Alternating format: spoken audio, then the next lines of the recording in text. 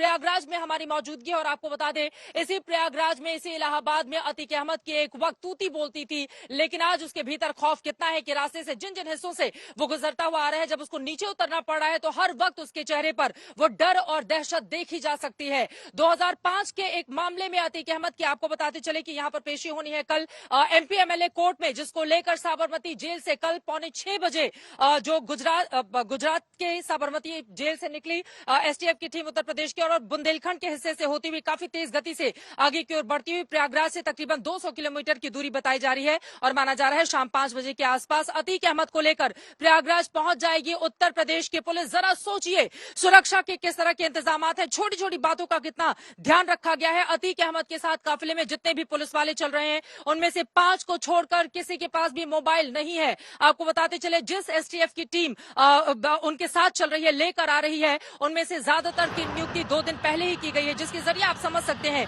कि इस पूरे मामले को कितना गोपनीय रखा गया था और अतीक अहमद को सजा दिलाने को लेकर किस तरह की कोशिशें यहां पर प्रयागराज में लगातार की जा रही हैं।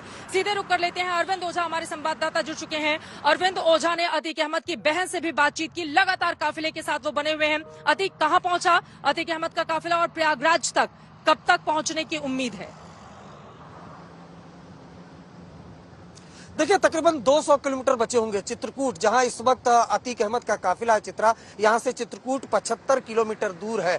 बांदा बुंदेलखंड एक्सप्रेसवे पर फिलहाल अतीक जो है उसका काफिला चल रहा है। जो उत्तर प्रदेश की पुलिस है वो भारी सुरक्षा के बीच लेकर जा रही है। तो ये माना जाए कि तकरीबन 3 से 4 घंटे के अंदर प्रयागराज वो अतीक अहमद को लेकर उत्तर प्रदेश पुलिस पहुंच सकती है। लेकिन भारी सुरक्षा देखने को मिली इस बीच, गाड़ियों का काफिला।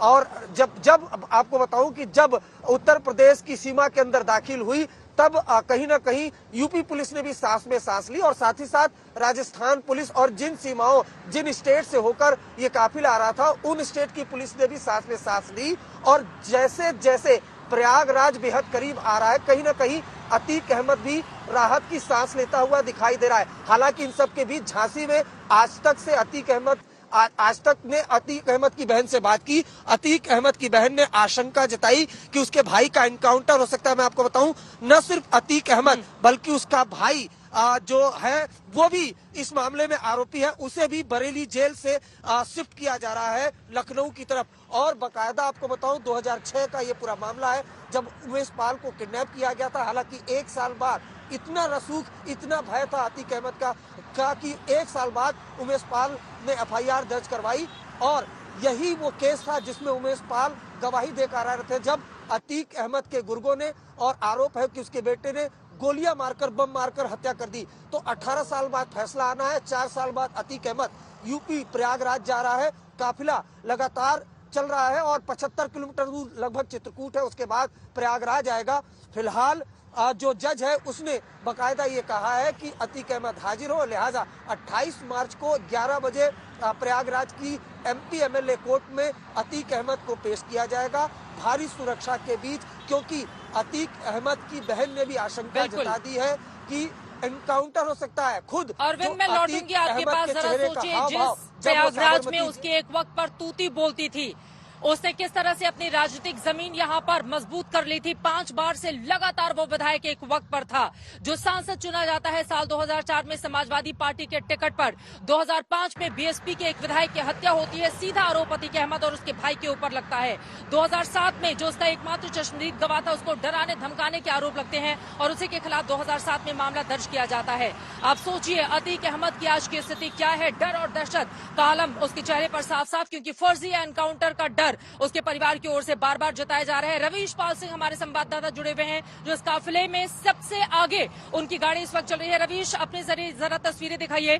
महोबा, बुंदेलखंड के महोबा में इस वक्त आप लोगों की गाड़ियां गुजरती हुई आगे बढ़ी हैं। तस्वीरें दिखाइए और बताइए कि अभी क्या कुछ चल रहा है। कितनी गाड़ियां हैं पुलिस वालों की, कितने अधिकारी साथ में चल रहे हैं, क्या उन लोगों से आपकी बातचीत हो पाई है? रवीश। जी बिल्कुल चित्रा, बहुत ज्यादा देर न करते हुए सीधे मैं आपको तस्वीरें दिखाता हूं जो सिर्फ आज तक के कैमरे में कैद हो रही है, क्योंकि उस काफिले के आगे सिर्फ आज तक की ही गाड़ी है। मैं चाहूंगा मेरे कैमरामैन से कि अमरीश से, कि वो एक बार दिखाए कि किस तरीके से बुंदेलखंड एक्सप्रेसवे पे तेजी से ये काफिला आगे बढ़ रहा है प्रयागराज की तरफ। यहाँ से करीब 3 घंटे का सफर और बाकी है और ये गाड़ियां आखिरकार अपनी मंजिल तक पहुंच जाएंगी प्रयागराज। कुल मिला के देखा जाए तो देखिए, गुजरात से जब से निकली है एसटीएफ की टीम, यूपी पुलिस की, तब से लेकर के झांसी आने तक हर बार गाड़ियों का काफिला बढ़ता जा रहा है। आपको बताएं कि पहले सिर्फ 3 गाड़ियां थी, जिसमें एक बोलेरो जीप थी और 2 पुलिस वैन थी, जिसमें एक पुलिस वैन में अतीक अहमद सवार था। ये पूरी तीनों गाड़ियां जो है गुजरात पुलिस, इसके बाद राजस्थान पुलिस और फिर मध्य प्रदेश पुलिस का एस्कॉर्ट लेकर के 3 राज्य की सीमाओं को पार करके झांसी पहुंची है। लेकिन झांसी आने के बाद, क्योंकि उत्तर प्रदेश आते ही इस काफिले को अपनी गृह राज्य पुलिस का साथ मिला, तो अब गाड़ियों का काफिला आप देख सकते हैं।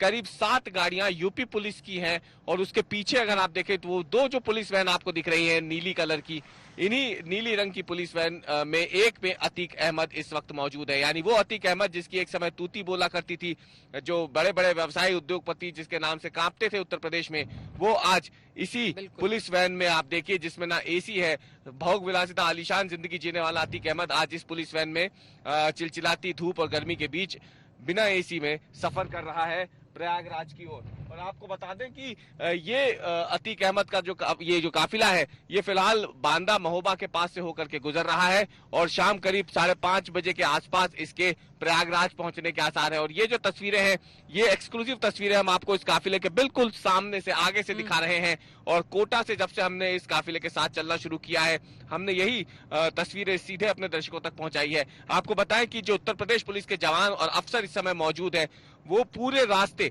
उन्होंने मीडिया से कोई बात नहीं की। हमने उनसे राजस्थान में भी बात करने की कोशिश की, हमने शिवपुरी जब मध्य प्रदेश पहुंचे तब भी बात करने की कोशिश की, यहाँ तक कि झांसी में जब पुलिस लाइन लेकर के गए थे अतीक अहमद को, तब भी हमने उनसे बात करने की कोशिश की, लेकिन उन्होंने हमसे कोई बात नहीं की। कुछ देर पहले झांसी से निकलने के बाद भी जब बुंदेलखंड एक्सप्रेसवे पे हमने चढ़ाई नहीं की थी, उससे पहले ये गाड़ियों का काफिला पेट्रोल पंप पर रुका था, वहां पर भी हमने बात करने की कोशिश की, लेकिन उत्तर प्रदेश पुलिस का कोई भी अफसर कैमरे पे आकर के कुछ भी बोलने को तैयार नहीं है। बस वो इतना ही कर रहे हैं कि मीडिया कर्मी या अगर कोई और गाड़ी इस काफिले के बीच में आने की कोशिश करती है तो हूटर बजा के, सायरन बजा करके उसे किनारे कर दिया जाता है। क्योंकि उत्तर प्रदेश में सभी पुलिस कप्तानों को, सभी जिलों के एसपी को ये निर्देश दे दिए गए हैं कि ये काफिला बिना किसी रुकावट के सीधे प्रयागराज पहुंचना चाहिए। और बुंदेलखंड एक्सप्रेसवे पे भले ही कोई यातायात इस वक्त नहीं है तो इन गाड़ियों को दिक्कत नहीं आ रही हो, लेकिन बुंदेलखंड एक्सप्रेसवे पे चढ़ने से पहले जितने भी हाईवे पे कट आ रहे थे, जितने भी टर्निंग पॉइंट आ रहे थे, जहां से आशंका जताई जा सकती थी कि वो काफिले में कोई आ सकता है या कोई व्यवधान आ सकता है, वहां सब जगह पुलिस को पहले ही तैनात किया गया था। तो भारी सुरक्षा के बीच चित्रा अब प्रयागराज अपने अंतिम पड़ाव की ओर ये काफिला पहुंचता जा रहा है बुंदेलखंड एक्सप्रेसवे पर चलते हुए।